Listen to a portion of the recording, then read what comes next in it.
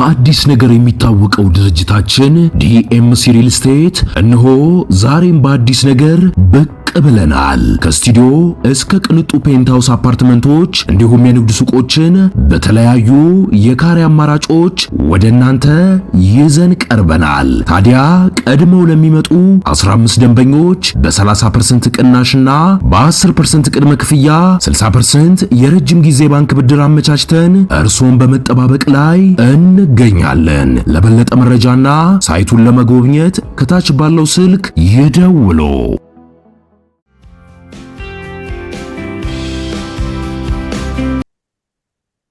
ጤና ይስጥልን ክቡራን ተመልካቾቻችን፣ ሲሳይ አጌና ከሉዓላዊ ሚዲያ ሐሙስ ታኅሳስ 2 2018 ዓመተ ምህረት ሃውስ ሪዞሉሽን 937 በሚል የቀረበ ነው።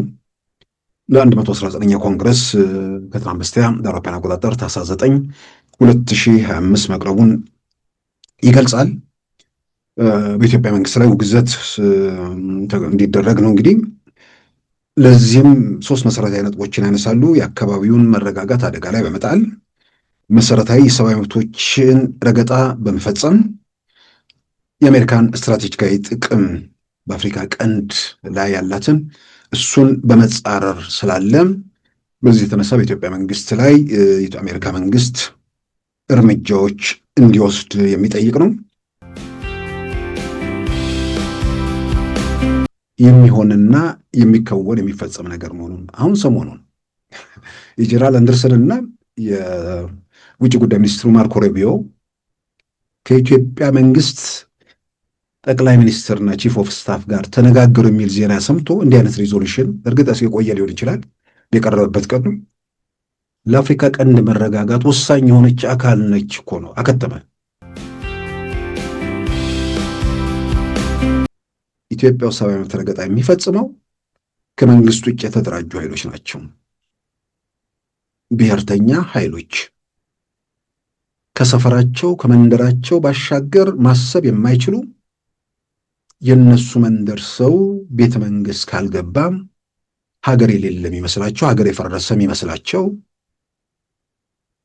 በጠባብ ኩሬ ውስጥ መደፈቅን እንጂ በትልቁ ውቅያኖስ ውስጥ መዋኘትን ያለመዱ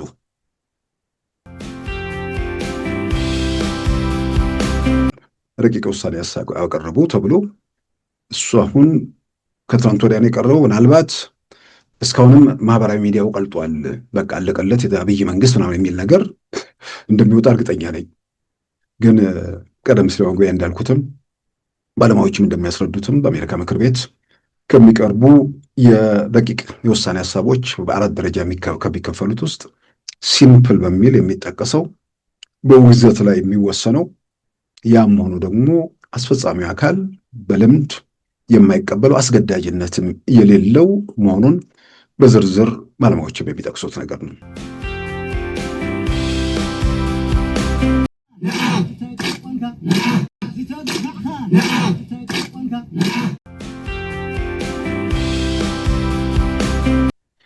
በዛሬ ፕሮግራማችን በእነዚህና በሌሎች ወቅታዊ ጉዳዮች ላይ ትኩረት አድርገናል። አሁን ወደ ዕለቱ ዜናም እናመራለን።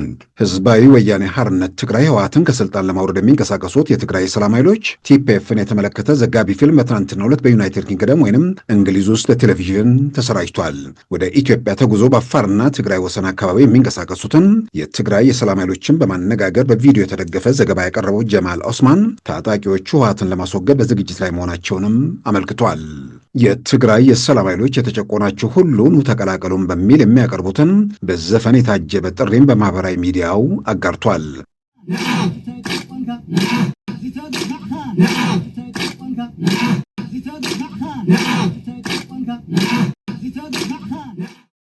በዩናይትድ ኪንግደም የሚገኙ ኢትዮጵያና ሌሎችም ትናንት ከምሽቱ 1 ሰዓት የትግራይ ሰላም ኃይሎችን እንቅስቃሴ የተመለከተ ዘጋቢ ፊልም በቻናል 4 ቴሌቪዥን ጣቢያ መከታተላቸው ይፋ ሆኗል። ይህ ዘጋቢ ፊልም በዩቲዩብ እንደሚተላለፍም ተመልክቷል።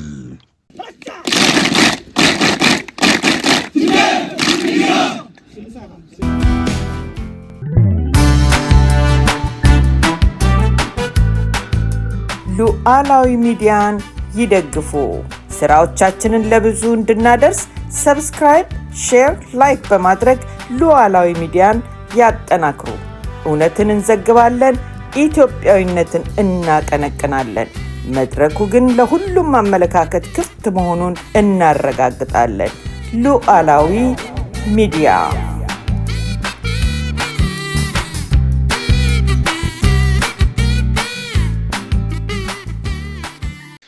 ክቡራን ተመልካቾቻችን ኢትዮጵያ ላይ የተመለከተ ረቂቅ ውሳኔ ሀሳብ ለአሜሪካ ምክር ቤት ከትናንት በስቲያ መቅረቡን በተመለከተ በአሜሪካ ምክር ቤት ድረገጽ ላይ መመልከት ተችሏል። የቀረበው የውሳኔ ሀሳብ የኢትዮጵያ መንግስት እንዲወገዝና ተጠያቂ እንዲሆን የሚጠይቅ ነው። ረቂቅ ውሳኔ ሀሳቡን ያቀረቡት የአሜሪካ ምክር ቤት አባላት የጆርጂያውና የሳውዝ ካሮላይናው ሚስተር ካርተር እና ሚስተር ዊልሰን የተባሉ መሆናቸውንም መረዳት ተችሏል። ምናልባት የቀረቡት ነገሮች በምክር ቤት ውስጥ የቀረበው ረቂቅ ውሳኔ ሀሳብን ተከትሎ ኢትዮጵያ ውስጥ ያው እንግዲህ በተለያየ መንገድ የምክር ቤት ሀሳብ ሁለት የምክር ቤት አባላት አቀረቡት ማለት ምክር ቤቱ አጸደቀው ማለት ብቻ አይደለም ማለት ብቻ ሳይሆን ምክር ቤቱ ጨርሶ ሊወያይበት እንኳን እንደማይችል ወደ ኮሚቴ እንደሚመራና ኮሚቴዎችም አይተውት እዛው ውድቅ ላይ ያደርጉት እንደሚችሉ ጭምር እሱ ሁሉ አይነገረውም ለሰው የሆነ ለአሜሪካ ምክር ቤት ቀረበ። የአሜሪካ ምክር ቤት አባላት ተወያይቶ በኢትዮጵያ መንግስት ላይ እርምጃ ለመውሰድ ተዘጋጁ ወይ ምናምን የሚል በዛ መልክ ሊቀርብ እንደሚችል በተለያየ መንገድ ያው ከልምድ የምናውቀው ነገር ነው። ምናልባት ቁም ነገሩ ያ ሳይሆን የምክር ቤቱ አባላት ያቀረቡት ሁለቱ የምክር ቤት አባላት ያቀረቡት ረቂቅ ውሳኔ ሀሳብ ኢትዮጵያ ውስጥ ያለውን ተጨባጭ እውነታ ይገልጸዋል ወይስ አይገልጸውም የሚለው በሌላም በኩል አስፈጻሚው የአሜሪካ አካላት ያስፈጻሚው የአሜሪካ አካላት ማለትም ፕሬዝዳንቱን ጨምሮ ያሉ አካላት እንዲህ አይነቱን የረቂቅ ውሳኔ ሀሳብ ይቀበላሉ ወይ የሚለው ጨምሮ በሰፊው የሚታይ ነገር ነው። ዞሮ ዞሮ የቅርብ ጊዜ ክስተቶችን ብናይ የአሜሪካው የውጭ ጉዳይ ሚኒስትር ማርኮ ሩቢዮ እና የአሜሪካ የአፍሪካ እዝ አዛዥ ጀነራል አንደርሰን ከኢትዮጵያው ጠቅላይ ሚኒስትርና ከኢትዮጵያ ጦር ኃይሎች ጠቅላይ ኤታማዦር ሹም ጀነራል አንደርሰን መገናኘታቸው ይታወቃል። የውጭ ጉዳይ ሚኒስትር ማርኮ ሩቢዮ እና ጠቅላይ ሚኒስትር አብይም ደግሞ መወያየታቸው የቅርብ የዚህ ያለፈው ህዳር ወር ክስተት ነው። በዛ ውይይቶቻቸው ወቅት አጽንኦት የሰጡት ነገር በአፍሪካ ቀንድ መረጋጋት እንዲመጣ ሁለቱ የጋራ ስጋት እንዳላቸውና በጋራ ተደጋግፈው እንደሚሰሩ ለአፍሪካ ቀንድ መረጋጋት ኢትዮጵያ ወሳኝ መሆኗን የሚገልጽ ነገር ከአስፈጻሚው አካል ከቀናት በፊት ይህን ሰምተን ይህንኑ በአሜሪካ የውጭ ጉዳይ ሚኒስቴር ድረገጽ ላይ የአሜሪካ ማርኮ ሩቢዮ ከጠቅላይ ሚኒስትር አብይ ጋር የተነጋገሯቸውን በሶስት መስመር በተቀመጠውም ላይ በግልጽ የተቀመጠው ይሄ ነው። ይህ ባለበት ሁኔታ ውስጥ የቀረበው ረቂቅ ውሳኔ ሀሳብ ምናልባት ረቂቅ ውሳኔ ሀሳቡ ያው በተለያየ መንገድ ባለሙያዎችም እንደሚገልጹ ስለ ጉዳዩ የሚያውቁ ሰዎችም እንደሚናገሩት ማንም የምክር ቤት አባል የአሜሪካ ምክር ቤት አባል የሆነ ሰው ረቂቅ ውሳኔ ሀሳብ ያቀርባል። ረቂቅ ውሳኔ ሀሳብ የሚያቀርቡ የምክር ቤት አባላት በምን ይመረኮዛሉ የሚባል ነገር ሲመጣ የሎቢስቶችም ውጤት ነው። በዲያስፖራ ተደራጅተህም ሎቢስት ቀጥረህም የሆነ ረቂቅ ውሳኔ ሀሳብ ሊቀርብ የሚችልበት ሁኔታ አለ። ረቂቅ ውሳኔ ሀሳብ ቀርቦ በምክር ቤቱ ተወያይቶበት ምክር ቤቱ ያጸድቀዋል ማለት አይደለም። ራሱ በንዑስ ኮሚቴ ደረጃ እያለም እዛው ሊቀር የሚችል ምናልባትም ኢትዮጵያና አሜሪካ መካከል ባለው ጠንካራ ግንኙነት በተለይም ከጸጥታ አንጻር ያላቸው ትብብር አንጻር ስለ ጉዳዩም በሚያውቁ ነው ጨርሶ አጀንዳ ሊሆን እንደማይችልም ከወዲሁም የሚናገሩት ነገር ነው። በእርግጥ ብዙ ዝርዝር ነገር ማወቅ ሲያስፈልግ በረቂቅ ውሳኔ ሀሳቡ ላይ የቀረበው ሶስት መሰረታዊ ነገሮችን የሚያነሳው አንደኛ ኢትዮጵያ የአካባቢው መረጋጋት ጠንቅ ሆናለች። ሁለተኛ የሰብአዊ መብት ረገጣ የሚፈጸምባት ሀገር፣ በዚህም የተነሳ የአሜሪካ ብሔራዊ ጥቅምን ለጉዳት የሚያጋልጥ ነገር ነው የሚል ነው። ቀደም ሲል በመግቢያ እንዳልኩት ነው የአሜሪካ ምንድነው ለአፍሪካ ቀንድ መረጋጋት ጠንቅ ሆናለች የሚለው ለአፍሪካ ቀንድ መረጋጋት ኢትዮጵያ ወሳኝ ነች በሚል ማርኮ ሩቢዮና ጀነራል አንደርሰን ከኢትዮጵያው ጠቅላይ ሚኒስትር እንዲሁም ቺፍ ኦፍ ስታፍ ጋር ያደረጉት ውይይትና ይህም ውይይት የቅርብ ጊዜ ዜና ሆኖ ባለበት ሁኔታ ውስጥ ኢትዮጵያ የአፍሪካ ቀንድ መረጋጋት ጠንቅ ነች የሚለው በእርግጥ ረቂቅ ውሳኔ ሀሳቡ በተለያየ መንገድ መረዳት እንደሚቻለው ያ ረቂቅ ውሳኔ ሀሳብ የሚቀርብበት መንገድ ቃሉ የመጀመሪያው ለአፍሪካ ቀንድ መረጋጋት ጠንቅ ሆናለች የሚለው እዛ ላይ ከኤርትራ ጋር የተያዘ ጉዳይ ነው። ጥያቄ ውስጥ የማይገባው ነው። ረቂቅ ውሳኔ ሀሳቡ እንዲቀርብ የሚፈልጉት ኢትዮጵያኖች ናቸው። እዛ ውስጥ ኤርትራ የሚል ነገር ከገባ አሜሪካኖቹ አካባቢ ሪያክሽኑን ያውቁታል። ስለዚህ ለአፍሪካ ቀንድ መረጋጋት ጠንቅ ነች ኤርትራ እንዲህ አድርጋለች ምናምን ብለው በዛ መልክ መግለጽ የሚችሉበት ሁኔታ የለም። ኤርትራ የሚባል ነገር በአካባቢው ላይ በአሜሪካኖቹ በኩል የጋራ ስምምነት ያለበት ሁኔታ ስለሆነ በዛ መልክ ሊገልጹ የሚችሉበት የለም። ግን የአፍሪካ ቀንድ መረጋጋት ኢትዮጵያን ተጠያቂ ለማድረግ በዛ ደረጃ ረቂቅ የውሳኔ ሀሳብ የሚያቀርቡ ሰዎች ወይ ደግሞ የረቂቅ ውሳኔ ሀሳቡ እንዲቀርብ በሎቢስትም ይሁን በራሳቸው ተደራጅተው ያው ድጋፍ አድርገው ማለት ነው ያን የሚሞክሩ ሰዎች ምናልባት በተጨባጭ ኢትዮጵያ ውስጥ ያለው ነገር ምንድን ነው የሚለውን ቀን በቅንነት ካየው ማለት ነው በቅንነት የሚሆነውን ነገር የሚከታተሉ ናቸው ወይ? የሚከታተሉ ስል የተቃውሞ ሚዲያዎችን አይሰሙም ማለት አይደለም። ከዛ ወጣ ብሎ ኢትዮጵያ ውስጥ በተጨባጭ ምን እየተካሄደ ነው? በየቀኑ ይሄ ጥላቻ፣ በየቀኑ ልብ ወለድ፣ ተረት የሚነገረውን ነገር እየሰሙ በዚያው ተውጠው በዛው ውስጥ እየተጓዙ ይህንኑ ለማገዝ ደግሞ የሆነ ድጋፍ እናደርጋለን በሚል በአብዛኛው አሁን ወደዚህ ሂደት ውስጥ ነው የገቡ። የምናስታውሳቸው ከእንትን በፊት አልነበሩም። ኢትዮጵያ ውስጥ ሰብአዊ መብት ረገጣ ኢትዮጵያ ውስጥ አለ የሚባል መዓት በሚወርድበት ሰዓት አንዳቸውም ድምፃቸውን አሰምተው የማያውቁ ብቻ ሳይሆን የት እንዳሉ የማይታወሱ ሰዎች ዛሬ ከፊት መስመር ላይ መጥተው በምክር ቤት በምናምን አካባቢ ሲጣደፉ እናያለን። ምናልባት እነዚህ ሰዎች አንድ ሰው የሆነ ወቅት ላይ ተስፋ ቆርጦ ከሂደት ወጥቶ ተስፋ አድርጎ ተመልሶ ያ ተስፋ ያደረገበት ነገር ደግሞ ችግር ሲገጥመው ተመልሶ ወደ ተስፋ ቆርጦ ከመውጣት የራስን አስተዋጽኦ ለማድረግ መንቀሳቀሱ የሚደገፍ ነው። ምንም ነውር የለበትም። ግን ያን የሚያደርጉበት ወገኖች በተጨባጭ ኢትዮጵያ ውስጥ ያለው ነገር ከምር ሀገር ኢትዮጵያ ውስጥ እየተፈጸመ ያለው ነገር ምንድን ነው? ኢትዮጵያ ውስጥ ላለው ችግር፣ ኢትዮጵያ ውስጥ ላለው ቀውስ ማን ምን ሚና አለው? እውነት ለመናገር ሰዎች ይሄ የተለየ ምርምር የሚፈልግ ነገር አይደለም። የተለየ ጥረት የሚጠይቅ ነገር አይደለም። ሜዳ ላይ የተሰጣ እውነታ ነው። ኢትዮጵያ ውስጥ በሰብአዊ መብት ረገጣ፣ ኢትዮጵያ ውስጥ ባሉ የጭካኔ ድርጊቶች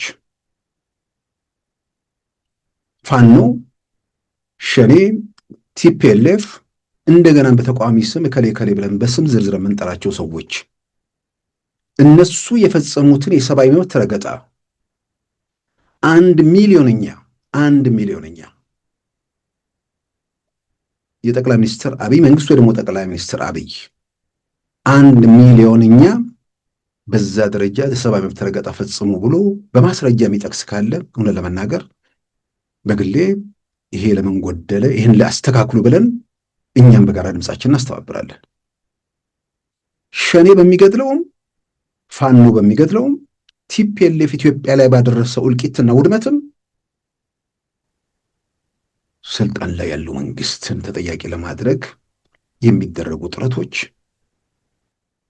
ያንንም ደግሞ በተለያየ መንገድ ይሄ ሲባል የነበረውን ነገር በኃይል በጉልበት በምናምን ከጨዋታው ሜዳ እናወጣዋለን የተባለው መንግስት በኃይልም አይሄድም፣ በውግዘትም አይሄድም፣ በጫጫታውም ነቅነቅ አላለም። ስለዚህ አሁን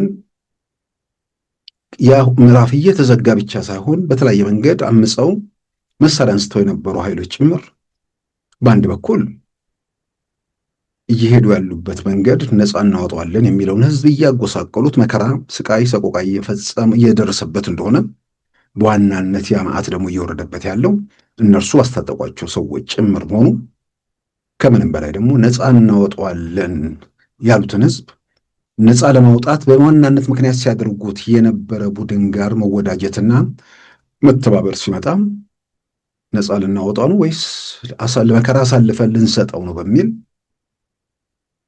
ወደ ሰላማዊ መንገድ መጥተው ጥያቄያቸውን፣ ችግራቸውን በውይይት ለመፍታት አስቀድመው እነ ጃልሰኝ በኦሮሚያ አሁን ደግሞ እነ ካፒቴን ማስረሻም በአማራ ክልል እንቅስቃሴ ጀመሩ። በተለያየ መንገድ ያው እነ ጃልሰኝም እነ ካፒቴን ማስረሻም ወደ ሰላሙ መድረክ ከመምጣታቸው በፊት ያው ሁሉ ነገር በኃይል በጉልበት የማይሳካ መሆኑን የትኛውም ወገን ያረጋግጧል ብዬ አምናለሁ። በመንግስት ወገን ያለው አስቀድሞ ያረጋገጠው ነገር ነው። በሚተኩሱትም በጉልበት የሚለወጥ ነገር እንደሌለ አረጋግጠዋል። አይኑን የገለጠና ኢትዮጵያ ውስጥ ያለውን ነገር በተጨባጭ የሚያነብሰው ኢትዮጵያ ውስጥ ያለውን ነገር በኃይል በግርግርም በጩኸትም በምንም የሚለወጥ ነገር አለመኖሩ ግልጽ ሆኗል።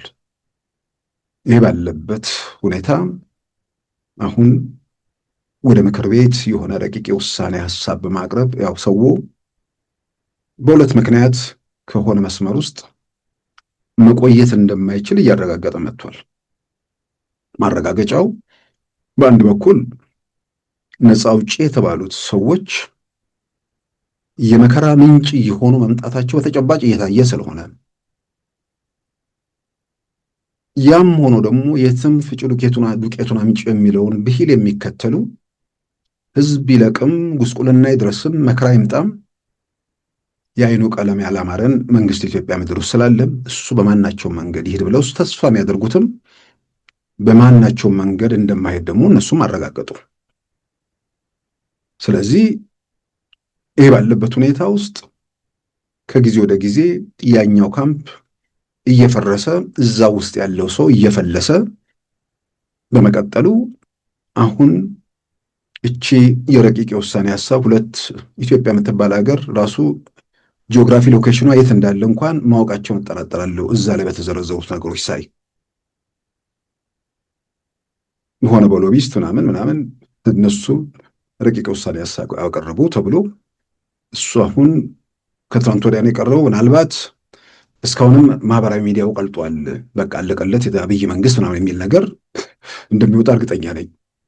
ግን ቀደም ሲል ወንጎያ እንዳልኩትም ባለሙያዎችም እንደሚያስረዱትም በአሜሪካ ምክር ቤት ከሚቀርቡ የረቂቅ የውሳኔ ሀሳቦች በአራት ደረጃ ከሚከፈሉት ውስጥ ሲምፕል በሚል የሚጠቀሰው በውግዘት ላይ የሚወሰነው፣ ያም ሆኖ ደግሞ አስፈጻሚው አካል በልምድ የማይቀበለው አስገዳጅነትም የሌለው መሆኑን በዝርዝር ባለሙያዎችም የሚጠቅሱት ነገር ነው። ስለዚህ አሜሪካ ኮንግረስ ገጽ ላይ ረቂቅ ውሳኔ ሀሳብ ቀረበ ተብሎ እኛ እንዳነበብ ነው ሌላውም ሰው ያነበዋል። ማለት እኛ ጉዳያችን ስለሆነ እናነበዋለን፣ ሌላ ያነበዋል ስለው ምናልባት የምክር ቤት አባላት ሆነው የማያነቡ ሰዎች እንደሚኖሩ ምንም የሚያጠራጥር ነገር አይመስለኝም። ወደ ንዑስ ኮሚቴ ሲመራ ንዑስ ኮሚቴ ውስጥ ያሉ ሰዎች ሊያዩት ይችላሉ። እዛ ላይ ግን የቀረቡ ነገሮችን በተመለከተ በተወሰነ ደረጃ ሰው አሁን ይህ በተለይ ረቂቅ ውሳኔ ሀሳቡ እንዲቀርብ ገንዘብም ምንም በማድረግ እዛ ውስጥ ሚና ያላቸው ሰዎች እንዳሉ ዝም ብለን እንጠረጥራለን። ለነዛም ሰዎች አንዳንዶቹ ሆነን ለመናገር ይሄ ኢትዮጵያ ላይ ክፋት ስለሚያስቡ፣ አንዳንዶቹ እንደሚሉት ስልጣን ላይ ያለው መንግስት ላይ ጥላቻ ስላላቸው ምናምን ብቻ አይመስለኝም። አንዳንዶቹ ከምር ነው ብለው ያምናሉ። ከምር ብለው እንዲያምኑ ማንም ሰው የፈለገ አዋቂ ቢሆን አይኑን ገልጦ ግራና ቀኝ ካላየ ዘወትር በሆነ መንገድ የሚቀርቡ ተረቶችና ልቦለዶችን እያጣጣመ በዛው በየቀኑ ብሶቱ ህመሙና ሮሮ እየጨመረ ከቀጠለ ምን እየተካሄደ እንደሆነ ማን ምን እያደረገ እንኳን ለመረዳት አስቸጋሪ ነው። አሁን እዛ ላይ የኢትዮጵያ ኦርቶዶክስ ጉዳይም ተነስቷል። አሁን በኢትዮጵያ ኦርቶዶክስ ተዋሕዶ ቤተክርስቲያን ጉዳይ ብዙ ጊዜ በተደጋጋሚ ጠቅሻለሁ። የኢትዮጵያ መንግስት ማስረጃ አይደለም፣ ወይ ደግሞ ሌላ ኢትዮጵያ ውስጥ ያሉ የሰማያዊ ድርጅቶች ወይ ደግሞ ሌላ ተቋማት የሚያነሱት ነገር አይደለም። ኢትዮጵያ ኦርቶዶክስ ተዋሕዶ ቤተክርስቲያንን በተመለከተ በኦሮሚያ ክልል በተለይ በጀዋር ተከበብኩኝ ወቅት፣ በታዋቂው አርቲስት ሃጫሉ ሁንዴሳ ግድያ ወቅት ንጹሐንን በተደራጀ መንገድ ሀብት ንብረት ያወደሙ፣ ንጹሐንን የገደሉ፣ የጨፈጨፉ፣ እምነትን መሰረት አድርገው ጥቃት ያደረሱ፣ በዛም የብዙዎች እልቂት እንደተፈጸመ ሁላችንም የምናስታውሰው ነገር ነው። ያ እልቂትና ውድመትን በተመለከተ ስልጣን ላይ ያለው አካል እዛ ሂደት ውስጥ ምንድን ነው ሚናው የሚለውን ማንም ጤነኛ ሰው ዝም ብሎ ማወቅ የሚችለው ነገር አለ፣ መገመት መቻል አይደለም። ያ አመፅ ስልጣን ላይ ባለው መንግስት ላይ አመፀው የተነሱ ለረጅም ጊዜ ሲሰበክ ሲተረት የነበረ ልብ ወለድ ኦሮሚያ የኢትዮጵያ አካል እንዳልሆነች፣ ኦሮሚያ ክልል ውስጥ ያሉ ኢትዮጵያን በኢትዮጵያ ፖለቲካ ውስጥ ሚና እንደሌላቸው ልብ ወለድ ተረት ሲሰበክ ሲጠቀጠቅ የኖረ ትውልድ ኢትዮጵያ ኢትዮጵያ የሚል አጀንዳ ሲቀነቀን ይሄንን ደግሞ ትግላችሁን ምናችሁን እንዲህ ምን ተብሎ እዛው በብሔር ካምፑ ላይ በዘረኝነት የሚዳክሩ ሰዎች ያንን ተጠቅመውበት ወጣቶቹን አስተባብረው ውድመት፣ እልቂት ምናምን እንዳደረሱ የሚያጠራጥር ነገር አይደለም። እዚህ ዝርዝር የፖለቲካ ውጥንቅጡ ሳይገባ ስልጣን ላይ ያለው መንግስት ከፍተኛ ተቀባይነት ከዳር እስከ ዳር ባገኘበት ሰዓት በማናቸውም መንገድ የትኛውን ኮሽታ የእሱን ተቀባይነትና ህልውና ጥያቄ ውስጥ የሚያስገባ ነገር ስለሆነ የትኛውንም ነገር እንዳይፈጸም የትም ቦታ ኮሽ እንዳይል ነው የሚፈልገው እንጂ ንጹሐን ዜጎች አደጋ እንዲደርስባቸው የሚመኝበት ምንም አይነት ሁኔታ አይኖርም። ዝም ብሎ ይሄ እግዚአብሔር የሰጠውን አእምሮ ዝም ብሎ በነፃነት መጠቀም የሚችል ሰው ማን ለምን ምን ያተርፋል፣ ምን ይጠቀማል፣ ማን ምን ያጣል የሚለውን በመመርመር የሚገነዘበው ነገር ነው። መንግስት እንደ መንግስት ግን ዜጎቹን ለምን አልጠበቀም የሚለው ተገቢ ጥያቄ ነው። ለምን አልጠበቀም የሚለው ውስጥም ዜጎቹ ላይ አደጋው በቀጠለ በሰፋ ቁጥር የህዝብ ቁጣ ይቀሰቀሳል። በዛ ህዝብ ቁጣም ተቀባይነቱ ለአደጋ ይጋለጣል። ስለዚህ ማድረግ እየቻለ ነው ያላደረገው ወይስ ከአቅም በላይ ሆኖበት ነው የተፈጸመው? በሌላም በኩል ሽግግር የነበረባት ሀገር ቅድም እንዳልኩት ኢትዮጵያዊነት ከሚባለው አስተሳሰብ ጋር ኮምፓቲብል መሆኑ የማይጣጣም አስተሳሰብ ያላቸው በፓርቲ መዋቅር ውስጥም ያሉ ከሌሎች ብሔርተኞች ጋር የሚያብሩ ሰዎችም ለዛ እንቅፋት አይደሉም ማለት አይደለም። በየትኛውም አካባቢ ይህ ሁኔታ እንደነበር ይታወቃል።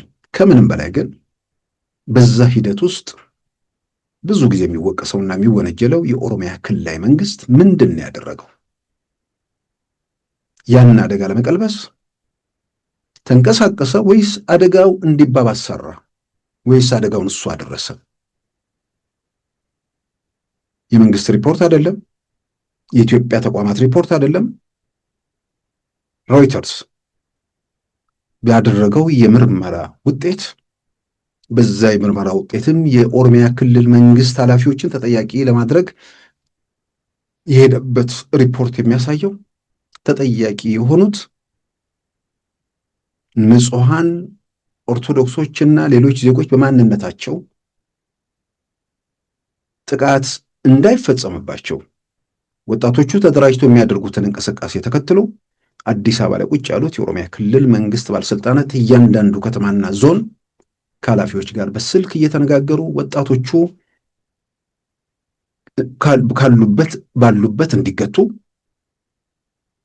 የአመፅ እንቅስቃሴ ሲያው ባለበት እንዲቆም፣ አልፈው ሄደው ግን አደጋ ወደ ማድረስ ከሄዱ ግን እርምጃ እንዲወሰድባቸው ትዕዛዝ ሰጥተዋል የተወነጀሉት።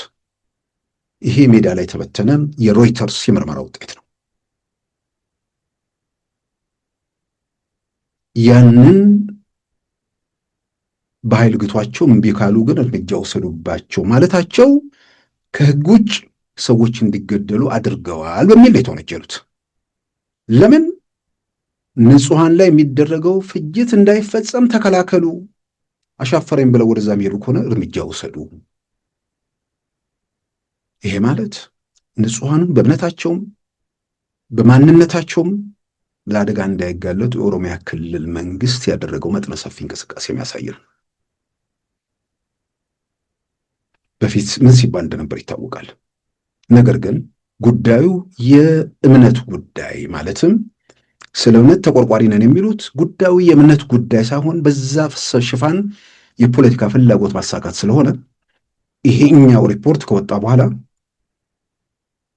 ቤተ ክርስቲያኒቱ የተጠቃችበትን ወይ ደግሞ ምዕመናዋ ለአደጋ ተዳረገ የተጋለጠበትን ሁኔታ ይሄ ነበር ብሎ ያኔ ላወጡት ያኔ ለአደባባይ ለወነጀሉት ነገር ይቅርታ ማለት ባይችሉ እንኳን ሪፖርቱን ለሕዝብ ይፋ በማድረግ በራሳቸው መንገድ ለሕዝብ ይፋ በማድረግ እውነታውን በመፈንጠቅ ወንጀለኛውን እንዲጋለጥ በማድረግ የራሳቸው ሚና መጫወት ይፈልጉ ይችሉ ነበር፣ ግን አላደረጉትም። ስለዚህ ቤተክርስቲያኒቱን በተመለከተ አሁንም ደጋግመን ሁሌም በየመድረኩ በየአጋጣሚ የምናነሳው ነገር ነው። እማዝነው ሰዎች በገዳዮቹ ያዝናሉ። እኔ በገዳዮቹ ብቻ አላዝንም። ግድያው እንዲቀጥል የሚፈልጉ ሰዎች የንጹሐኑ ሞት ለነሱ የፖለቲካ ትርፍ ነው ብለው የደመደሙ ሰዎች ምናልባትም ሸኔው ብቻ ሳይሆን በእምነት የተደራጁ ሰዎች ራሱ በእምነት የተደራጁ ስል ከሌላ እምነት አይደለም። ይሄን ንጹሐንን በመግደል ቤተክርስቲያኒቱን ምዕመናን ከዳር እስከ ዳር አንቀሳቅሶ የሆነ ፍላጎት ማሳካት ይቻላል ብለው ይሄንን መንገድ የሚከተሉ ሰዎች የሉም ወይ? በጣም መፈተሽ፣ መመርመር፣ መበርበር ያለበት እውነታ ነው። የቅርቡን የአርሲውን በተመለከተ በተለያየ መንገድ ዜና ምናምን የሚወጣውን ነገር ያለው በዚህ ደረጃ ነውር፣ በዚህ ደረጃ ጭካኔ ሞቱ የሚቀርበትን ሞቱ የሚቆምበትን ጉዳይ ላይ ከመስራት ይልቅ ሞቱ የሚቀጥልበት ላይ ትኩረት ማድረግ በማናቸውም መንገድ እኮ የሆነ ነገር መንግስት እንደ መንግስት ማቆም የሚችለው ድረስ ያቆማል። ንጹሐን ስለተገደሉ፣ ንጹሐን ስለተጨፈጨፉ፣ የሆነ ነገር ስለደረሰ መንግስትን ምንም ማድረግ የሚቻልበት ሁኔታ የለም። ለገዳዮቹም ለሙሾ አውራጆቹም አንዳንዶቹ በእምነት ስም የሚያደርጉ ሰዎች ከምር የሚያምኑ ከሆነ ቤተክርስቲያን መሄድ ማመን ነው አይደለም፣ ምናምን ማድረግም ማመን አይደለም። ምክንያቱም በተለይ እንዲህ አጥብቄ እንድጠይቅ ቢያደርገኝ የአንዳንዶቹ እያወቁ ስለሆነ ማለት ነው። የንጹሐኑ መገደል ይተርፍ ጥቅም ያስገኛል ተብሎ ስለሚያምኑ የንጹሐኑ ጉድያ በቀጥታ በተዘዋዋሪ እንዲቀጥል የሚፈልጉ የሚያሳዝነው ግን ንጹሐኑ በየትኛውም ቁጥር መገደላቸው ግን ተጨባጭ መሬት ላይ ያለው እውነታ የሚጠሉትን ወይ ደግሞ የማይፈልጉትን መንግስት ከመድረኩ ሊያገለው ካለበት ቦታ ግማሽ ኢንች ሊነቀንቀው የሚችል ነገር ደግሞ አለመኖሩን አለማስተዋላቸው እጅግ በጣም ያሳዝናል። በሰው ሞት፣ በንጹሐን ስቃይ፣ በአማኞች ሰቆቃ የፖለቲካ ትርፍ ለማጋበዝ የሚደረጉ ኃላፊነት የጎደላቸው ተግባራት ዛሬ የሙቀትና የጫጫታ ጊዜ ስለሆነ እርግጥ ነው ጫጫታውም ሙቀቱም እያለፈ መምጣቱ በግልጽ የሚታይ ቢሆንም በደንብ ነገሮች ሰክነው ማንም ቤተክርስቲያኒቱም እኮ ታስመረምረዋለች። ጥያቄ ውስጥ የሚገባ ነገር አይደለም። እየመረመሩ ያሉ ባለሙያዎችም አሉ። ዛሬ የቤተክርስቲያን ተቆርቋሪ ነን ብለው በአደባባይ የሚወራጩ ሰዎች የቤተክርስቲያን ጠላት መሆናቸውን ቤተክርስቲያኒቱና ምዕመኗ የሚያውቁበትና የሚረዱበት ጊዜም ሩቅ አይመስለኝም። ከዚህ በላይ ነውርና ወንጀል በቤተክርስቲያን ስም የሚፈጸምበት ሁኔታ መቀጠል የለበትም። ስለዚህ ለምክር ቤት የቀረበው እንትን ላይ የተዘረዘሩ ነገር ላይ ሰብአዊ መብት ረገጣ ተብሎ ከተዘረዘሩት ነገሮች አስተማማኝ የዓለም አቀፍ የሰብአዊ መብት ድርጅት ሪፖርቶች እንደሚያሳዩት አይጠቅስም እኮ በኢትዮጵያ ዘር ማጥፋት፣ ክራይም አገንስት ሁማኒቲ ወይ ደግሞ ሰው ልጆች ላይ የሚፈጸም ወንጀል፣ የጦር ወንጀል ይሄ ተፈጽሟል። የእምነት ነጻነት ለአደጋ ተጋልጧል። ኢትዮጵያ በተለይ የኢትዮጵያ ኦርቶዶክስ ተዋሕዶ ቤተክርስቲያን ሰለባ ሆናለች። ጥቃት የተሰነዘረባት ነው። የሚሉ በሪፖርቱ ላይ በዝርዝር ተመልክተዋል። ኢትዮጵያ ውስጥ የሃይማኖት ነጻነት፣ ኢትዮጵያ ውስጥ እምነትን መሰረት ያደረገ ጥቃት፣ ስልጣን ላይ ያለው የኢትዮጵያ መንግስት የእምነት ነጻነትን የገፈፈ የገደበ አማኞችና እምነት ላይ ጥቃት እየሰነዘረ ያለ መንግስት ነው። ጉዳዩ የተነሳው ከኢትዮጵያ ኦርቶዶክስ ተዋሕዶ ቤተክርስቲያን አንጻር ደግሞ ከሆነ ዛሬ ስለ ቤተክርስቲያን አብዝተው ድምፃቸውን ከፍ አድርገው የሚጮሁ ድምፃቸውን የሚያስተጋቡ ያዙኝ ልቀቁኝ የሚሉ ሰዎች ቤተክርስቲያኒቱ በግልጽ መከራ ውስጥ በነበረችበት፣ በግልጽ ሰቆቃው በሚፈጸምባት ሰዓት የቤተክርስቲያን አባቶች ሲኖዶስም በራሳቸው መምራት የማይችሉበት የደህንነት መስሪያ ቤቱ ቁጥጥር ስር በወደቀበት፣ ከምንም በላይ ኢትዮጵያ ኦርቶዶክስ ተዋሕዶ ቤተክርስቲያን ፓትርያርኳና ጳጳሳቷ ሀገር ጥለው እንዲሰደዱ በተደረገበት፣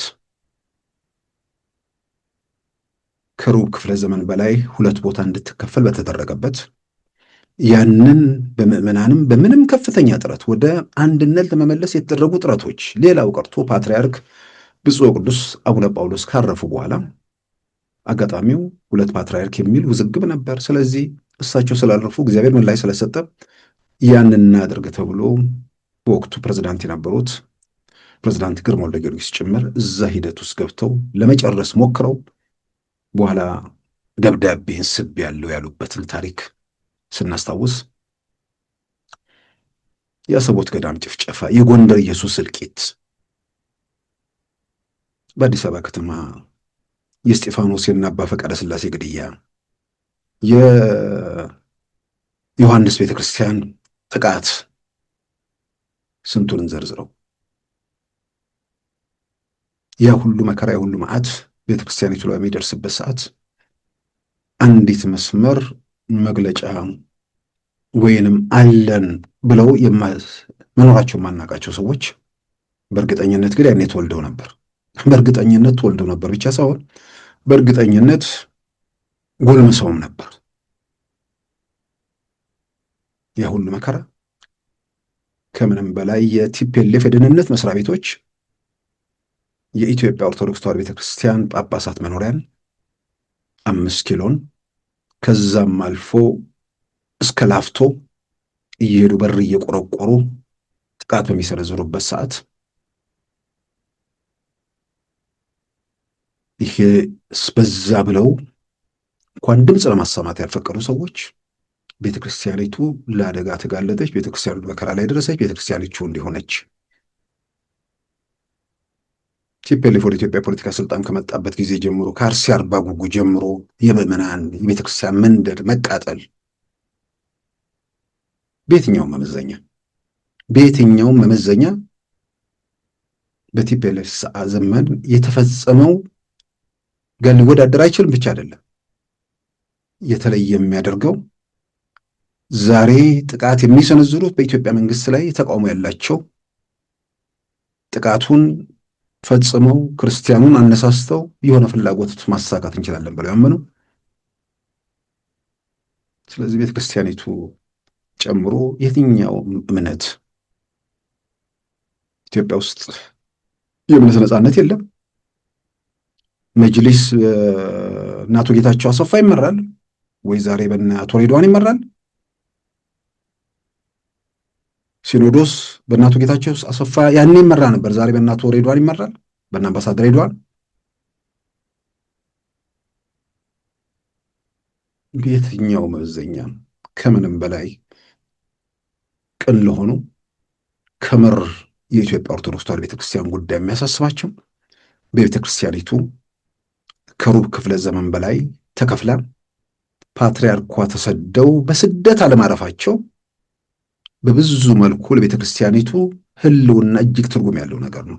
በክብር ገብተው በክብር በሀገራቸው ምድር አርፈዋል። ያ ባይሆን ኖሮ በውጭ አንድ ነገር ቢሆኑ ከዛ በኋላ ቤተክርስቲያኒቱን ወደ አንድ ለማምጣት ይቻል ነበር ወይ?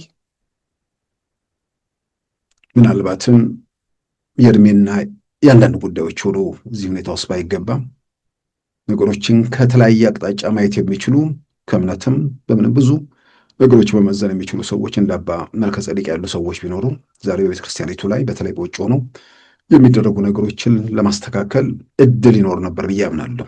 ይህንን ስናገር ዝም ብዬ አይደለም። የኢትዮጵያ ሙስሊሞች የመብት ጥያቄ አንስተው በሚንቀሳቀሱበት ወቅት ያ የመብት ጥያቄያቸው አክራሪነት ተብሎ በዚያ ሽፋን ደግሞ በቤተ ክርስቲያንና በኦርቶዶክስና በሙስሊም መካከል ግጭት ለመፍጠር በሚጣርበት ሰዓት ሁሌም በወቅቱም የተናገርኩት ነገር ነው። አጋጣሚ ሆኖ እግዚአብሔር ፈቅዶ ፓትርያርክ አቡነ ማትያስ መንበሩ ላይ በመሆናቸው ያኔ ብዙ ነገሮችን አስተካክለዋል። ምናልባት ሙት ወቃሽ መሆን አልፈልግም። የቀደሙት ፓትርያርክ አቡነ ጳውሎስ ቢሆኑ ኖሮ በዛ ወቅት ላይ ምን ሊፈጸም እንደሚችል ዝም ብዬ የምገምተው ነገር አለ። አቡነ ማትያስ በዛን ወቅት በኋላ ላይ ብዙ በኋላ በተጽዕኖ ውስጥ እንዳስገቧቸው አውቃለሁ። መጀመሪያ አካባቢ የነበራቸው አቋም ግልጽ ነው። ያንን በኢሲያ አዳራሽ ያደረጉትን ነገር ብዙ ሰዎች ያስታውሱታል። የመብት ጥያቄዎች በአግባቡ መታየት እንዳለባቸው፣ በሌላም በኩል ደግሞ አደጋም ካለ መፈተሽ እንዳለበት የዛን ጊዜ በውጭ ያሉ አባቶችም በተለይ በዛ ረገድ ግንባር ቀደም ሚና የሚጫወቱት ብፁዕ አቡነ መልከ ጼዴቅ ምንድን ነው ጥያቄያቸው የሚለውን ነገር ለማጥናት ሞከሩ። ሲያጠኑ ከተለያየ አቅጣጫ ነው መረጃ ለማሰባሰብ የሞከሩት። ሚዲያ ውስጥ ያሉ ሰዎችም ለማነጋገር ሞክረዋል። ነፍሳቸውን ይማር በግል ማነጋገሩኛል። ምንድን ነው ያለው የሙስሊሞቹ ጥያቄ ምንድን ነው ብለው የተለያዩ ሰዎች አነጋግረው መረጃ ሰብስበው ነው ውሳኔ ላይ የሚደርሱት። ከዛ በወቅቱ ባነጋገሩኝም ሰዓት ጥያቄያቸው በአደባባይ ያለ ይሄ ነው። በአደባባይ ከሚገልጹት ባሻገር የአሜሪካ የሃይማኖቶች ነጻነት ጉዳዩን ለመመርመር ወደ ኢትዮጵያ ተጉዞ ፓትርያርክ ብፁዕ ቅዱስ አቡነ ማትያስን፣ የእስልምና መሪዎችን፣ የፖለቲካ መሪዎችን፣ የሲቪክ ድርጅት ተወካዮችን ጭምር በማነጋገር ወደ አሜሪካ ከተመለሰ በኋላ በወጣው ሪፖርት የኢትዮጵያ ሙስሊሞች ጥያቄ የመብት ጥያቄ ነው፣ መብታቸውን ለማስከበር የእምነት ነጻነታቸውን ለማስጠበቅ የሚያደርጉት ጥያቄ መሆኑን የአሜሪካ መንግስት በአወጣው መግለጫ የሃይማኖት ተቋማት የሃይማኖት ነጻነት በተመለከተ የሚከታተለው በውጭ ጉዳይ ሚኒስቴር ስራ ያለው ተቋም ይህን በመግለጫ ማውጣቱን ያሉ መረጃዎችን በግሌ እንትን ብያለሁ። በዚህ መልክ ከሁሉም አቅጣጫ ያሉ ነገሮችን መረጃ በደንብ አጠናቅረው ሰብስበው የተሟላ ነገር እጃቸው ካያሉ በኋላ የኢትዮጵያ ሙስሊሞች የመብት ጥያቄ እምነታችን የተለያየ ቢሆንም ሀገራችን የጋራ ስለሆነች ብለው ከኢትዮጵያ ሙስሊሞች ጋር ዋሽንግተን ዲሲ ላይ ሰልፍ ወጡ። የአልጀዚራ የዜና ሽፋን ነበሩ። ምን ያህል ነገሮችን ለማለዘብ ምን ያህል ነገሮችን ለማስተካከል እንደሚያገዝ የሚያውቀዋል። ዛሬ ቤተክርስቲያኒቱ ያለፈችበትን መከራ የነበረውን ውጥንቅጥ ውስጥ ያሉ አባቶች ሰላም እየፈለጉ ሀገር ቤት ያሉትም ማለት ነው ውጭ ያሉትም እየፈለጉ የፖለቲካ ስልጣን ያዙ ሰዎች ግን ባደረጉባቸው ተጽዕኖ ቤተክርስቲያኒቱ አንድ መሆን አቅቷት ለውጡ ቤተክርስቲያኒቱን እንዴት አንድ እንዳደረጋት በሌላም በኩል ከደህንነት መስሪያ ቤቱ ቁጥጥር ውጭ ነፃ ያወጣችበት ዘመንም ስለነበር ዛሬ ባለው ሁኔታ ውስጥ እንደነዚህ አይነት አባቶች ቢኖሩ በተለይ በውጭ ያለውን በተለያየ ፍላጎት ውስጥ ያሉ ሰዎች አንዳንዶቹ መረጃ እጥረት የሚፈጥሯቸውን ነገሮች በብዙ ለማስተካከልና ለማረም እድል ይኖር ነበር ብዬ አምናለሁ። ስለዚህ በማናቸውም መመዘኛ በየትኛው መስፈርት የኢትዮጵያ ኦርቶዶክስ ተዋሕዶ ቤተክርስቲያን በስቃይ በሰቆቃ ውስጥ የነበረችበትን ምዕራፍ በደንብ የምናስታውስ እያንዳንዱ ስንመዘግብ ለኖርን ሰዎች ዛሬ ቤተክርስቲያኒቱ ጠላቶች በአሜሪካ ምክር ቤት ረቂቁን እንዲቀርብ የደገፉ በተለያየ መንገድ እዛ ውስጥ ሚና ያላቸው ሰዎች ናቸው። ከኦሮሞ ነጻነት ሰራዊት ከሚባል ንጹሐንን ሲጨፈጨፍ ከነበረ ኃይል ጋር ግንባር ፈጥረ ያ ጨፍጨፋ ደግሞ ኦርቶዶክሶችን በዋናነትም ትኩረት አድርጎ ሲጨፈጨፍ የነበረ ቡድን ጋር ተባብረ የኦርቶዶክስ መብት ተከራካሪ ወይ ደግሞ መብት ተሟጋች ነኝ የሚል ያው እዛው ሁለቱ ምክር ቤት አባላት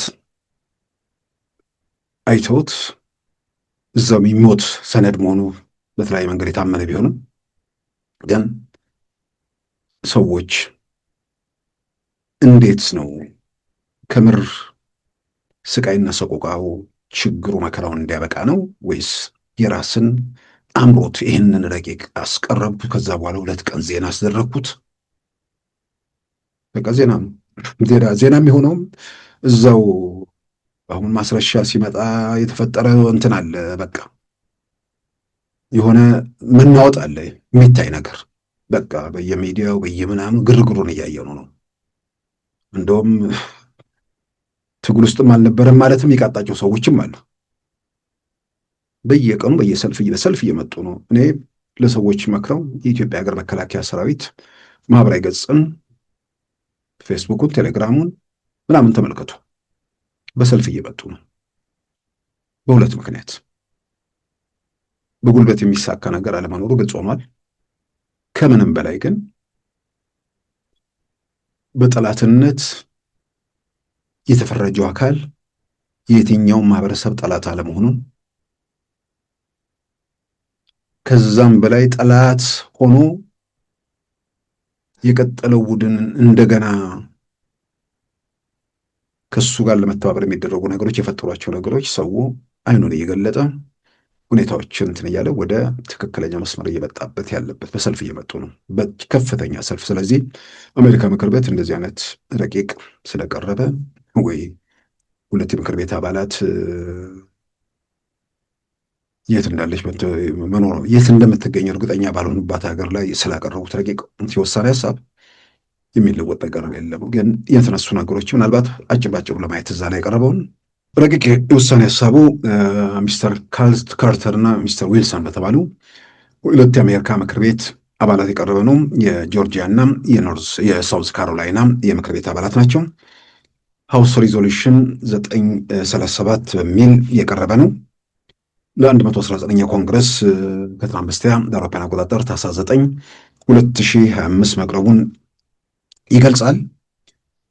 በኢትዮጵያ መንግስት ላይ ውግዘት እንዲደረግ ነው። እንግዲህ ለዚህም 3 መሰረታዊ ነጥቦችን ያነሳሉ። የአካባቢውን መረጋጋት አደጋ ላይ በመጣል መሰረታዊ የሰብአዊ መብቶችን ረገጣ በመፈጸም የአሜሪካን ስትራቴጂካዊ ጥቅም በአፍሪካ ቀንድ ላይ ያላትን እሱን በመጻረር ስላለ በዚህ የተነሳ በኢትዮጵያ መንግስት ላይ የአሜሪካ መንግስት እርምጃዎች እንዲወስድ የሚጠይቅ ነው። ይህንን ሲዘረዝር በአማራ፣ በኦሮሚያ፣ በሶማሌና በሌሎችም አካባቢዎች ቦታዎች ግጭቶች መቀጠላቸውን፣ የሰው ሕይወት ጠፍቷል፣ ንብረት ወድሟል፣ ቀጠናው ተረብሿል፣ የሃይማኖትና የዘር ውጥረት እንዲፈጠር አድርጓል፣ ግጭትን በማቀጣጠል ረሃብና መፈናቀል እንዲደርስም ያው የኢትዮጵያ መንግስት እዛ ውስጥ ሚና አድርጓል የሚሉ ነገሮች ተዘርዝረዋል። በዚህ በረቂቅ የውሳኔ ለምክር ቤቱ በቀረበው እንትን ላይ ከታማኝ ዓለም አቀፍ የሰብአዊ መብት ድርጅቶች በተገኙ መረጃዎች የጦር ወንጀል፣ በሰው ልጆች ላይ የሚፈጸሙ ወንጀልና ዘር ማጥፋት ተፈጽሟል ይላል። የኢትዮጵያ ኦርቶዶክስ ቤተክርስቲያን ለጥቃት መጋለጧን፣ ማስፈራራት እየተፈጸመባት መሆኗን፣ በጠቅላላ የሃይማኖት ነፃነት አደጋ ላይ መውደቁን በሪዞሉሽን ነምበር 937 ላይ በግልጽ ተቀምጧል። ይህ በኢትዮጵያ ያለው አለመረጋጋት ከቀጠለ የስልጣን ክፍተት ሊፈጠርና ለአሸባሪ ኃይሎች እንዲሁም ለአምባገነኖችና ለአሜሪካ ጠላት የሆኑ የውጭ ኃይሎች በሁኔታ ሊጠቀሙ ስለሚችሉ የአሜሪካ መንግስት ከዚህ አንጻር ሁኔታዎችን እንዲመለከትም ይወተውታል።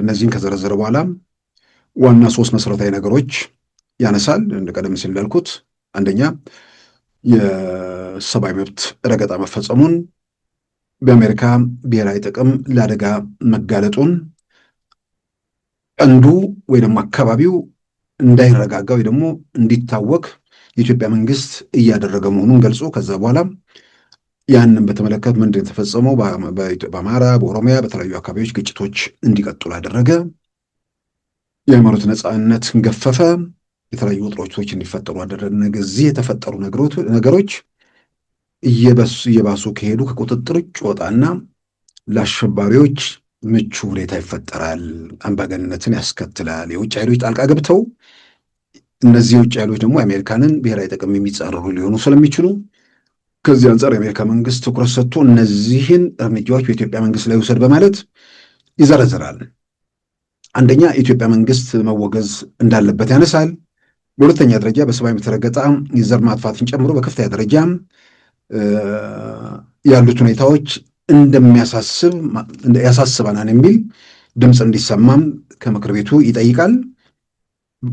የአሜሪካ ታክስ ከፋይ ገንዘብ በእነዚህ ሰብአዊ መብት ረገጣ ለሚሳተፉ ተቋማት መሰጠቱን እንቃወማለን። እንግዲህ ኢትዮጵያ ውስጥ የሚፈጸሙ የሰብአዊ መብት ረገጣ ተሳታፊ የሆኑ ተቋማት የአሜሪካ መንግስት ታክስ ከፋይ ገንዘብ ለነዛ መዋሉን እንደሚቃወሙ ይገልጻል።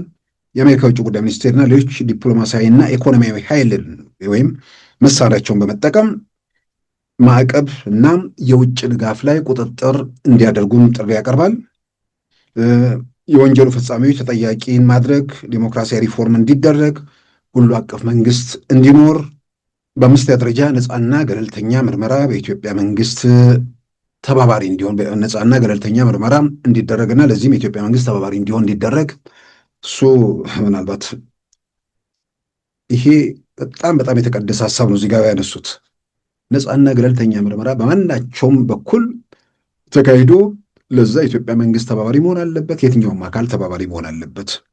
የአሜሪካ መንግስት ስድስተኛ የአሜሪካ መንግስት ለሃይማኖት ነፃነት ቁርጠኛ መሆንና ለአደጋ የተጋለጡትን መጠበቅ የኢትዮጵያ ኦርቶዶክስ ተዋሕዶን ጨምሮ ይላል። ሰባተኛ የአሜሪካ ፖሊሲ የአሜሪካ ጥቅምን ለመከላከል ሰብአዊ መብትን በማበረታታትና ስትራቴጂካዊ ቀጠናዊ መረጋጋት እንዲኖር በሰባተኛ ደረጃ ያነሳል። በስምንተኛ ላይ ብሎም የትራምፕ አስተዳደር ዓለም አቀፍ ማግኔቲስኪ ማዕቀብን በሰብአዊ መብት ረገጣ ተጨባጭ የሆነ መረጃ በተገኘባቸው አካላት ላይ ያንን ተግባራዊ እንዲያደርግ ይላል። ይሄ ማግኔቲስኪ አክት የሚሉት ሩሲያ ውስጥ ሰብአዊ መብት ረገጣን በማጋለጥ እስር ቤት የገባ አንድ ማግኔቲስኪ የተባለ የሩሲያ ተወላጅ የህግ ባለሙያ ነው። እስር ቤት ገብቶ ሰብአዊ መብት ሙስና በማጋለጡ እስር ቤት ገብቶ ህይወቱ ያለፈ ነው። በሱ ስም የሚጠራ ነው እንግዲህ እርምጃ የሚወስዱት ማግኔቲስኪ አክት የሚሉት የበዛ ወንጀል በሰብአዊ መብት ረገጣና በሙስና ተሳታፊ የሆኑ ሰዎችን ለመቅጣት ስራ ላይ የሚውል ነውና ይሄኛው ተፈጻሚ እንዲሆንም ይጠይቃል። በቢ ላይ ሰብአዊ እርዳታ ያልሆነ ድጋፍ እንዲሁም ተጨባጭ የሆነ ግጭትን በማቆም የሃይማኖት ተቋማትን በመጠበቅና ዓለም አቀፍ ህግ እንዲከበር ለሲቪል ሶሳይቲዎች የአሜሪካ መንግስት በቀጥታ ድጋፍ እንዲያደርግ የሚጠይቁ ነገሮችን ነው እንግዲህ በአጠቃላይ በሪዞሉሽኑ ላይ በዝርዝር የተቀመጠው። ምናልባት ይህንን የተከታተለ ወይ ደግሞ የሰማ ሰው ሰብአዊ መብት ረገጣን በተመለከተ ተጨባጭ በሆነ በዓለም አቀፍ የሰብአዊ ድርጅቶች ዘር ማጥፋት የጦር ወንጀል እንዲሁም ክራይም አጌንስት ሁማኒቲ ወይ በሰው ልጆች ላይ የሚፈጸም ወንጀል መፈጸሙን አረጋግጠናል ከሰብአዊ ድርጅቶች ይላል። ወረድ ይልና ደግሞ እነዚህ ሁኔታዎችን በተመለከተ የተጨበጠ መረጃ ካለ በማግኔቲስኪ አክት በኢትዮጵያ መንግስት ባለስልጣናት ላይ እርምጃ እንዲወሰድ ነው። ያው እንግዲህ እርምጃው በገዚህ ማግኔቲስኪ አክት የሚደረገው ሀብት ካለ ፍሪዝ ይደረጋል፣ የመንቀሳቀስ ቪዛ ምናምን ላይ ገደብ ይደረጋል፣ የአይነት ነገር ይፈጸማል ነው። ግን ያው በዝርዝር መግቢያ ላይ እንደጠቀስኩት ይህን ነገር ኢትዮጵያ ውስጥ ካለው እውነታ ጋር አይጣጣምም ብቻ ሳይሆን ኢትዮጵያ ውስጥ ያሉት ሰብአዊ መብት የሚፈጽሙት ኖረን አይተነዋል እኮ። ኢትዮጵያ ውስጥ 7 ዓመት እኮ ኢትዮጵያ ውስጥ ሰብአዊ መብት ረገጣ የሚፈጽሙት እኮ መንግስት አይደለም። ኢትዮጵያ ውስጥ ሰብአዊ መብት ረገጣ የሚፈጽመው ከመንግስት ውጭ የተደራጁ ኃይሎች ናቸው። ብሔርተኛ ኃይሎች ከሰፈራቸው ከመንደራቸው ባሻገር ማሰብ የማይችሉ የነሱ መንደር ሰው ቤተ መንግስት ካልገባ ሀገር የሌለ የሚመስላቸው ሀገር የፈረሰ የሚመስላቸው በጠባብ ኩሬ ውስጥ መደፈቅን እንጂ በትልቁ ውቅያኖስ ውስጥ መዋኘትን ያለመዱ። ስለዚህ ኢትዮጵያ ውስጥ ዛሬ በሚፈጸሙ የሰብአዊ መብት ረገጣዎች ስልጣን ላይ ኖሮ ሰብአዊ መብት ረገጣ ሲፈጽም የነበረ ከስልጣን ወርዶም ሀገርን እሳት ውስጥ የማገደ ህወሓት የሚባል ወንጀለኛ ቡድን አለ በኢትዮጵያ ምድር። ሌላ ኢትዮጵያውያን ሲታገሉ በተለይ የኦሮሞ ወጣቶች ከቲፒኤልኤፍ ጋር ግብ ግብ ሲፈጽሙ በኦሮሚያ ምድር አለሁላችሁ ማለት ያልቻለ በመግለጫ ተወስኖ የነበረ ወጣቶቹ ትግልና በውስጥ በተደረገ እንቅስቃሴ ቲፒኤልኤፍ ስልጣኑን ሲያጣ በክብር በአውሮፕላን መጥቶ ያኔ ጠመንጃ እንዳለው ምልክት ማሳየት ያልቻለ ቡድን ጠመንጃ ከየት እንዳመጣ ምናምን ግልጽ ባልሆነበት ሁኔታ ውስጥ እሱ ሁሉ ወደፊት ይመረምራል። ያዙ ይልቀቁኝ ብሎ ኦሮሚያ ምድርን 7 ዓመታት በተለይ አንዳንድ አካባቢዎችን የስቃይ የሰቆቃ የመከራ የፈተና ምድር ያደረገ ኢትዮጵያ ውስጥ በተፈጸሙ የሰብአዊ መብት ረገጣዎች ዋነኛው ተዋናይ የኦሮሞ ነጻነት ሰራዊት የሚባል ቡድን አለ። ያለፉትን 2 ዓመታት ደግሞ ተኩል የአማራ ክልልን ሲኦል ያደረገ ፋኖ የሚባል የተከበረ ስምን ለተወራዳ ተግባር እያዋለ ያለ ቡድን አለ። ስልጣን ላይ ያለው መንግስት በዚህ የሚል ነገር እኮ ቢኖር የሀገር ቀጣይነት፣ የትውልድ ቀጣይነት፣ የሰላምና የመረጋጋት ጉዳይ የሚያሳስበው ማንኛውም ዜጋ የጎደለው መንግስት ያን አድርጎ ቢሆን እኮ ድምፃችንን ከፍ አድርገን ማሰማትም እናቅ ነበር። ዛሬም በአደባባይ እናሰማ ነበር። ድምፅ የምናሰማው መንግስት የሆነ ቡድን ሁሉ አልያ እንስማ የሚል በግሌ በሽታ የለብኝም። የታመመ መንግስት በዘረኝነት የተበከለና የሀገር ጠንቅ የሆነ መንግስት ሲሆን ያንን መታገል፣ ያንን ለማረም፣ ያንን ለመገፍተር የሚደረግ የተቀደሰ ተግባር ነው።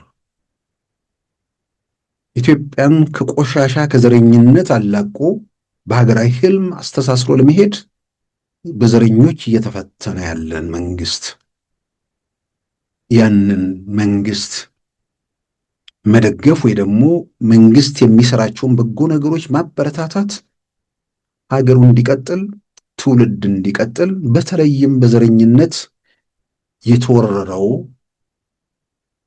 አስተሳሰብ በኢትዮጵያ ምድር እንዲተን ኃላፊነት የሚሰማው ሰው ሁሉ ማድረግ ያለበት ያንን ነው። በያም ሆኖ ኢትዮጵያዊ መንግስት ስለሆነ ህልሙ፣ ራዩ፣ ግቡ ኢትዮጵያዊ ስለሆነ ያን ህልሙን ለማሳካት ሰብአዊ መብት ረገጣ የሚፈጽም በዜጎች ላይ ወንጀል የሚፈጽም ከሆነ ያንን በአደባባይ ድምፃችን ከፍ አድርገን እናሰማለን። ስናሰማም ነበር። ለምሳሌ በኢትዮጵያ ምድር ጋዜጠኞች ከወንጀል ማንም ላለመጠየቅ ኢሚዩኒቲ የለውም። የምክር ቤት አባላት አላቸው ምናምን፣ እሱም ኢሚዩኒቲያቸው የሚያጡበት ሁኔታ አለ። ከዛ ውጭ ግን የትኛውንም ወንጀል የፈጸመ ሰው እንኳን ጋዜጠኛና ፖለቲከኛ የሃይማኖት ሰውም ቢሆን ኢሚዩኒቲ የለውም፣ መብት የለውም የተለየ እንትን። ስለዚህ ማንም ሰው መጠየቅ አለበት። ነገር ግን ሰዎች ሲጠየቁ ደግሞ በህግ አግባብ ህግና ስርዓት ባለበት ሀገር ውስጥ በህግ አግባብ መጠየቅ ያለባቸው። በምሽት ከቤታቸው ታፍነው በምናምን ተሸፍነው የሚሄዱበት ነገር ወንጀል ነው፣ ተቀባይነት የሌለው ነው። ስለዚህ ጋዜጠኞች ላይ ይሄ ነገር ተፈጽሞ ስላየን ወይ ደግሞ መፈጸሙን ስለሰማን በአደባባይ አውግዘናል። የኢትዮጵያ መንግስት ስላደረገው ይህን ነውርን ወንጀልን የትኛውም አካል ቢያደርግ እሱን እናወግዛለን፣ እንቃወማለን። ለሀገር የማይበጅና የማይጠቅም ነገር ስለሆነ። ከዛ ውጭ ግን ሸኔ በገደለው ፋኖ በገደለው ቲፒኤልኤፍ ባወደመው ነገር ስልጣን ላይ ያለው መንግስት እንዴት እንጠይቀው? የሚጠየቀው መንግስት ኃላፊነትን ተጠቅመን እነዚህን ሰዎች በደንብ ለምን አልቆነጠጥካቸውም የሚል ነገር ነው መጠየቅ ካለበት። ለመቆንጠጥ የሚያስችሉ ሁኔታዎች በነበሩበት ሰዓት አልቆነጠጠም ወይ ደግሞ የሚለውም አብሮ ተያይዞ የመጣበት ሁኔታ ላይ ያለው። ስለዚህ ሰዎች ይሄ የስካር የምናምን ጊዜ ሲያልፍ ቆሞ ለመሄድ የሚቸገሩ ይመስለኛል። የሰው ፊት ለመቅረብ የሚቸገሩ ይመስለኛል። የሚያደርጉት የሚፈጽሙት ወንጀልና ነውር ከሚለው በላይ በሀገርና በትውልድ ቀጣይነት ላይ በሀገሩ ያለ ዘረኛ ጠቅላላ እርስ በርስ የማይስማማ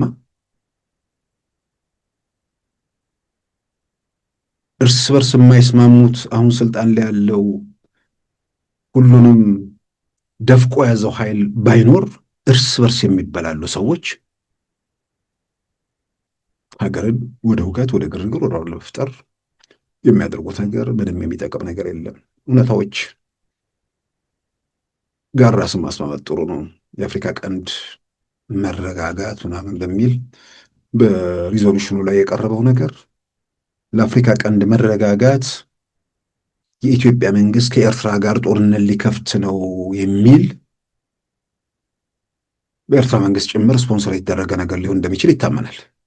በእርግጥ ለዛ የሚሰንፉ ሰዎች የሉም።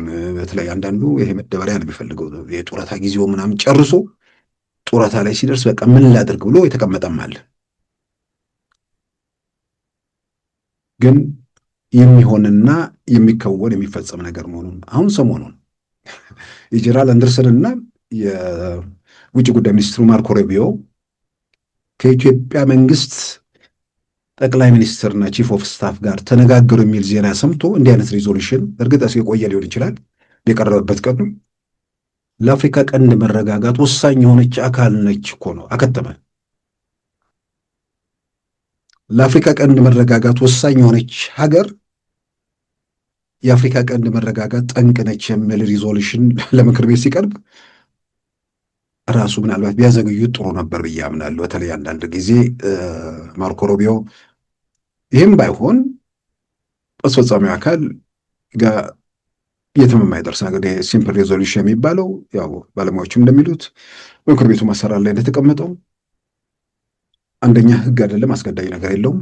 ሁለተኛ በአስገዳጅነት ደረጃ እንትን ቢል እንኳን አስፈጻሚው አካል ከአሜሪካ ብሔራዊ ጥቅም አንጻር የማይቀበለው መሆኑን በግልጽ የሚቀመጥ ነገር ነው።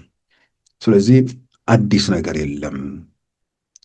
ሁለት ኢትዮጵያ የምትባል ሀገር ላይ የተሟላ ስዕል የሌላቸው በሌላም በኩል የሎቢስቶች ውጤት በሆነ መንገድ የሆነ ረቂቅ ሀሳብ ቀረበ። አሜሪካ ምክር ቤት ሊወያይበት ነው። የኢትዮጵያ መንግስት ላይ ማዕቀብ ሊጥል ነው። የለም ማዕቀብ። ሪዞሉሽኑ እንዳለ ቢያልፍ እንኳን ማዕቀብ የሚባል ነገር የለም። ማዕቀቡ ምንድን ነው? ወንጀል ተጨባጭ ራሱ በሪዞሉሽኑ ላይ የቀረበ ተጨባጭ የሆነ ወንጀል ከተገኘባቸው እነዛ ላይ ማዕቀብ ይደረግ የሚል ነገር ነው። ስለዚህ ምንም አዲስ ነገር የለም እና ምናልባት ሰሞኑን በዚህ ዙሪያ የሆነ ለማደናገር ምናምን የሚደረጉ ነገሮች ሊኖሩ እንደሚችሉ ወይ ደግሞ ተጀምረውም ሊሆን ይችላል። ስለዚህ አዲስ ነገር የለም። አንድ ሁለት ምክር ቤት አባላት ዝም ብሎ ያቀረቡት ነገር ነው። እዛው ኮሚቴ ጋር የሚሞት ቢያልፍ እንኳን ምንም የተለየ ነገር የማያመጣ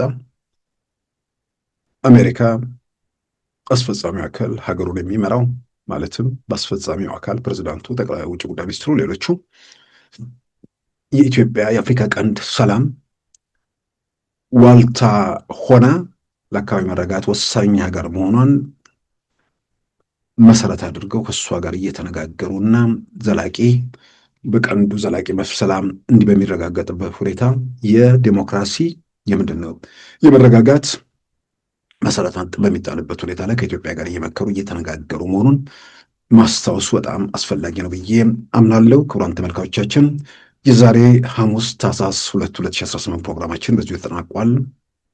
ጤና ይስጥልን።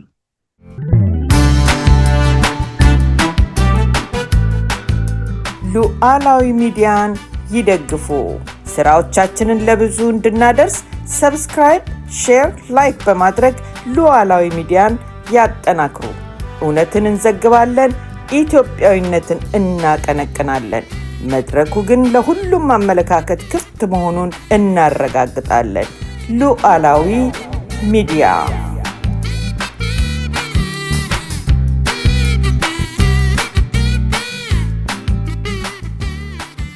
የዛሬ ሐሙስ ታኅሳስ 2 2018 ፕሮግራማችን በዚሁ ተጠናቋል። ጤና ይስጥልን።